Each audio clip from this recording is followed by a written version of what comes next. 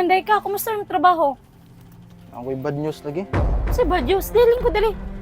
Ano na? Kumusta ni mong now? Paano babe, kaning tanggal ko sa trabaho ba? Kaya nagbawas og kaning auhan ang among kumpanya. Unsa? Naunsa man niro niya wa tay gamiton pang adlaw-adlaw nato. Pambayad ani atong girintahan diri sa balay. Hapit tabi ang Judith ani, amat ta mangitag kwarta ani ron. Babe, unsa man ni nga natanggal og appeal god? Di man ako nakagustuhan. Nya unsa man ako ni ron? Pang maintenance nako. Wala na. Bugo siguro jud kay ka dito sa gitrabahoan nimo ba? Wa nimo gitarong.